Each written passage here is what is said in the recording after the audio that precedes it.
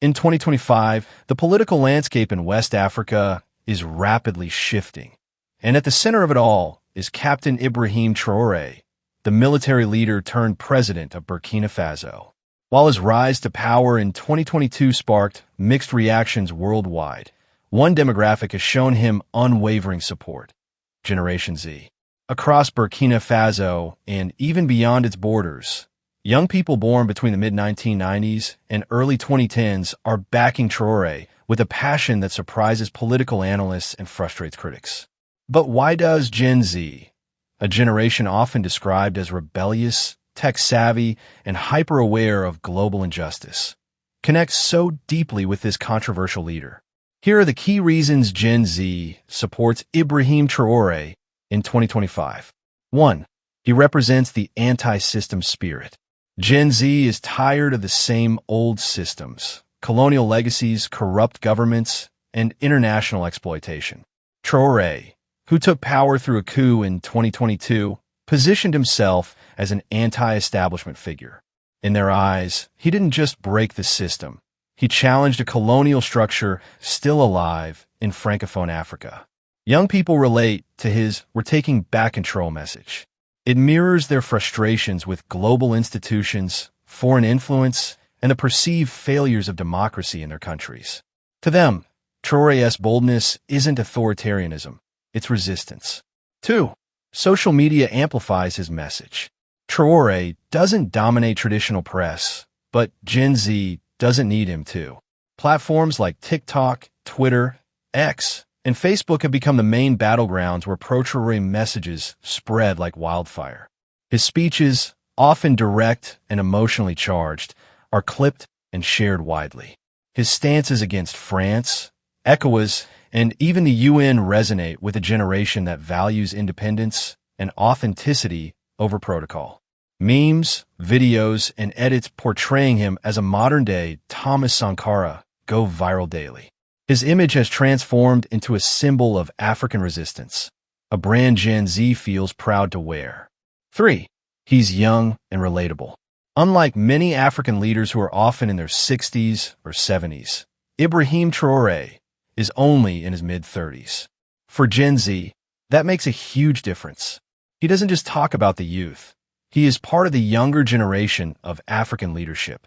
His demeanor, dress, and sometimes even speech resonate with Gen Z ideals: minimalist, practical, action-oriented. He shows up in military fatigues, not designer suits. He speaks in direct terms, not diplomatic jargon. This simplicity and rawness makes him relatable. 4. Traore speaks to African identity. In an era where Gen Z is rediscovering African history, culture, and pride, Traore's Pan-African rhetoric hits home.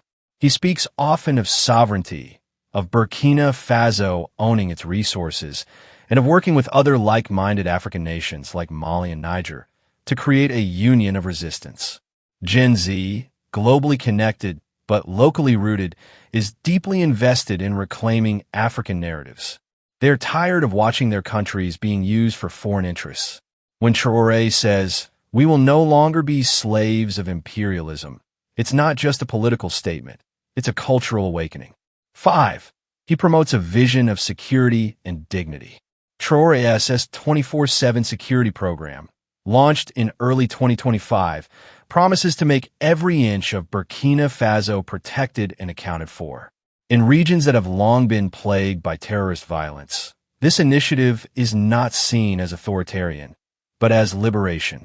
For many young Burkinabe, especially those from rural or conflict-ridden zones, safety is revolutionary. Traore's military background is seen as a strength, not a threat. He's not talking about vague peace deals. He's putting boots on the ground to protect people.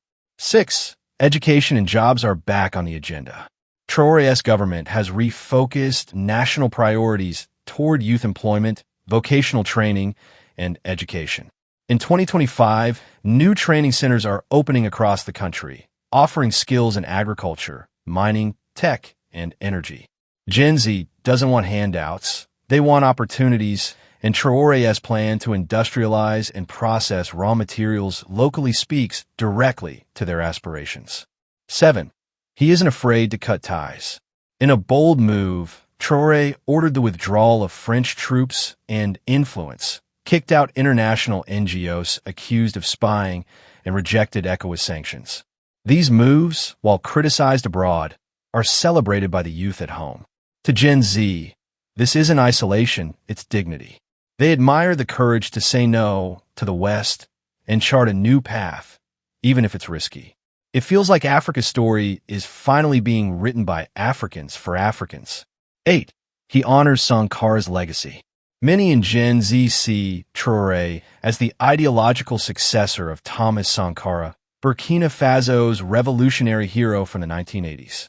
Like Sankara, Traore pushes self-reliance, anti-corruption, gender equity, and national pride. This connection to history matters deeply to Gen Z. They're part of a global generation that reveres social justice icons, and Traore's association with Sankara gives him moral weight in their eyes. 9. He's building regional unity.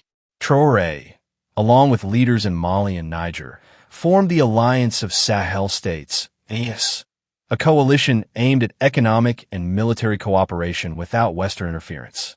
To Gen Z, this is not just politics, it's vision. They see a future where Africa doesn't need to beg for loans or military aid from Europe. They see a continent rising together, and Traore is seen as one of the architects of that vision. 10. He's a symbol of hope. In a world filled with economic uncertainty, climate chaos, and social frustration, Gen Z is searching for leaders who offer hope, not perfection. Ibrahim Traore may not have all the answers, but he offers something many leaders don't: clarity, purpose, and belief in a new African future. To many young Burkinabe and Africans at large, he isn't just a president. He's a symbol of what's possible when a youth rise, take power, and refuse to be silenced. Gen Z has chosen its hero. In 2025, Ibrahim Traore is more than just a political figure. He's a cultural movement. For Gen Z, he embodies defiance, hope, identity, and the raw power of youth. Whether his leadership will stand the test of time is yet to be seen. But one thing is certain: he's captured the heart of a generation ready to reclaim their destiny.